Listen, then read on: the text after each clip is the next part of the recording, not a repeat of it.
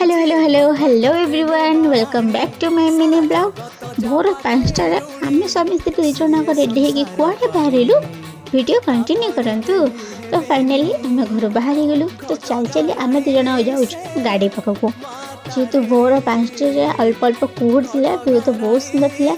तो फाइनाली आम पहुँची गलु गाड़ी पाखे और चुनुंकर मोर मैचिंग कर ड्रेस और गाड़ी पिंधलु जेहेतु ननन भाभी जोड़ी ही सेमती। तो फाइनाली आम गाड़ी में बसी गलु। तो आम भी जाऊँ घटगाँ माँ तारिणी दर्शन करने। सकाल 7टार व्यू बहुत ही सुंदर था। सूर्य उदय होता बहुत ही बढ़िया देखा। तो ता भर मो परिवार लोक मान सहित आपण देखा कर दूसरी। ये थे काका ये मो शाशुमा और ये हूँ पीसनी जहाँपाई आम समस्त एकाठी आमको तो आप जानी थे। ये आम साना माँ और ये आम साना बाबा। हेलो चुनू हाय। तो ये मैडम आमर बांती कर शोई पड़ी। ये आमर भाईना जय जगन्नाथ भाईना ये हूँ मोर गोटे बोली स्वामी। तो फाइनाली कथबार्ता भितर आम आसी पहुँची गलु आम लोकेशन में।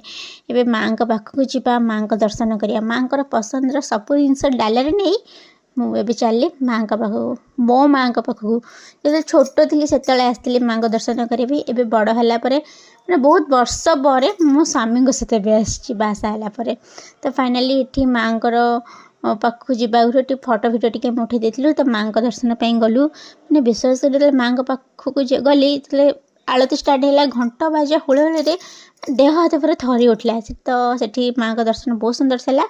अन्न प्रसाद खाई आम आसिलु गुंडीचा खाई वाटरफॉल जेहेतु माँ तारिणी मंदिर पाखापाखि थी जगटा।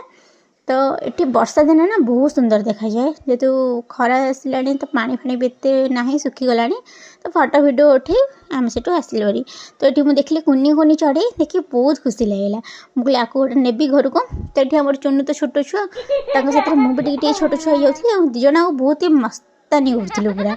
तो मजा मस्ती गलापर आम चलू नेक्स्ट लोकेशन। तो पार्ट 2 वीडियो आसवे पुणी देखा नेक्स्ट वीडियो। चलो बाय।